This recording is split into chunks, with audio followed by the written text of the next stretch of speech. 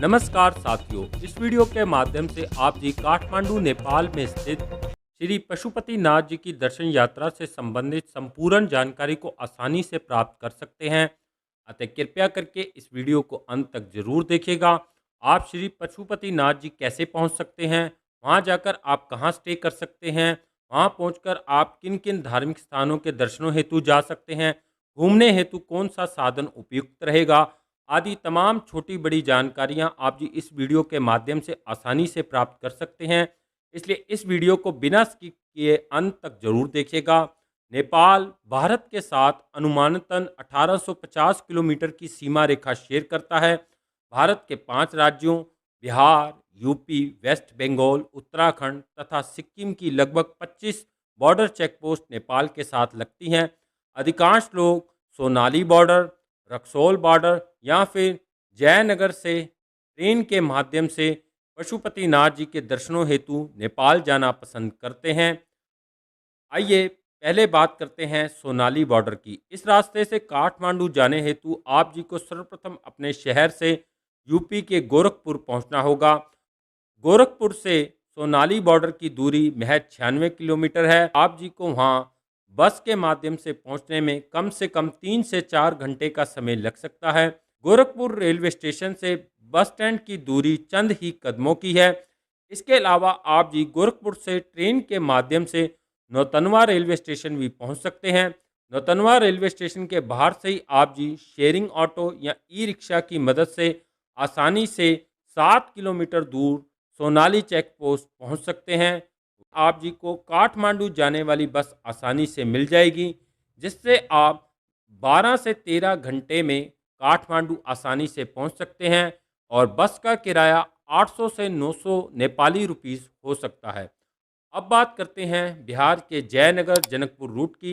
इस रास्ते से नेपाल काठमांडू जाने हेतु सर्वप्रथम आप जी को अपने शहर से ट्रेन के माध्यम से जयनगर रेलवे स्टेशन पहुंचना होगा। जयनगर रेलवे स्टेशन पहुंचकर फुटओवर ब्रिज पार करके आपको दूसरी तरफ स्थित नेपाल में बने जयनगर रेलवे स्टेशन पहुंचना होगा। वहां कस्टम द्वारा आपके लगेज की जांच की जाएगी। नेपाली जयनगर रेलवे स्टेशन से 3 ट्रेनें जनकपुर के लिए जाती हैं, जिनकी टाइमिंग निरंतर बदलती रहती है। अनुमानतन यह सुबह 8 बजे से लेके शाम 3 बजे तक उपलब्ध रहती हैं। इन ट्रेनों में आप 70 रुपये में जनरल टिकट तथा 350 रुपये में एसी कोच की टिकट को खरीद सकते हैं और महज 45 मिनट में आप आसानी से नेपाल में स्थित जनकपुर धाम पहुंच सकते हैं। जनकपुर धाम पहुंचकर आप वहां पर मारवाड़ी सेवा समिति सदन या फिर गंगा सागर लेक पर बनी धर्मशाला में आसानी से स्टे कर सकते हैं।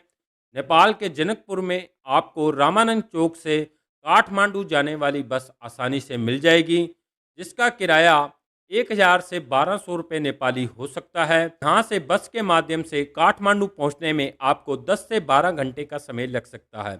अब बात करते हैं रक्सौल बॉर्डर की। यहाँ इस रास्ते से नेपाल काठमांडू पहुँचने हेतु आप जी को सर्वप्रथम अपने शहर से ट्रेन के माध्यम से रक्सौल रेलवे स्टेशन पहुंचना होगा। रक्सौल रेलवे स्टेशन पर यात्रियों की सुविधा हेतु डोरमेट्री तथा भोजनालय की सुंदर व्यवस्था उपलब्ध है।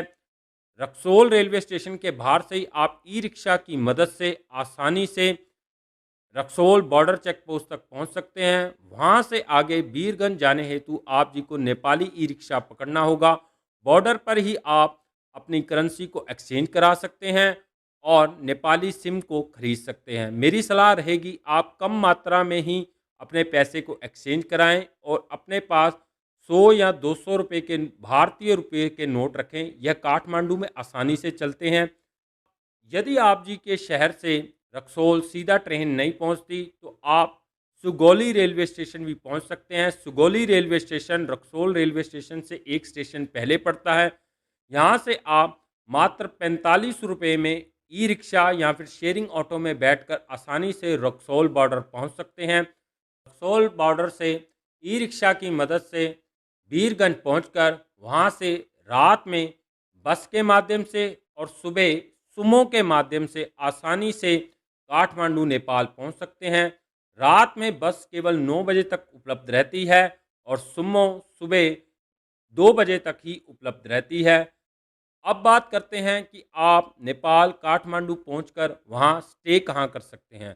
तो इसके लिए सबसे उपयुक्त साधन पशुपतिनाथ गौशाला धर्मशाला है, क्योंकि वहां पर आपको 400 रुपये नेपाली में सिंगल बेड, 600 रुपये नेपाली में डबल बेड तथा यदि आप अटैच बाथरूम वाला रूम लेना चाहते हैं तो आप जी को यह मात्र 800 रुपये नेपाली में उपलब्ध है।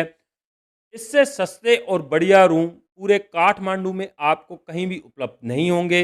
इसके अलावा आप अपने बजट के हिसाब से होटल या लॉज आदि में भी स्टे कर सकते हैं। यदि आप जी फैमिली में डोरमेट्री में स्टे करना चाहते हैं तो आप ट्रैकर, रैम्बलर, बिग ट्री, योग हॉस्टल आदि में आसानी से महज 500 रुपये नेपाली में आसानी से स्टे कर सकते हैं।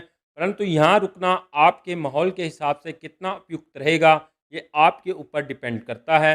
इस इसके अलावा आप जी कुपन में स्थित गुरुद्वारा गुरु नानक सत्संग में भी स्टे कर सकते हैं। यहाँ से पशुपतिनाथ जी की दूरी काफ़ी पड़ती है, इसलिए आप जी का गौशाला धर्मशाला में रुकना ही उचित रहेगा।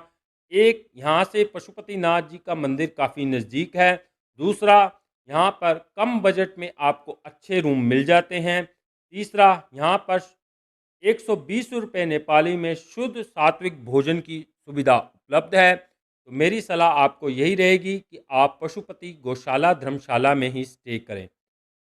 अब आपको नेपाल पहुंचकर किन किन स्थानों के दर्शनों हेतु आगे जाना है और मैंने किस तरह अपने इन धार्मिक स्थानों की यात्रा को पूरा किया, इसके लिए आपको मेरी नेक्स्ट वीडियो को देखना होगा। इस वीडियो को यहाँ तक देखने के लिए आप जी का बहुत बहुत धन्यवाद।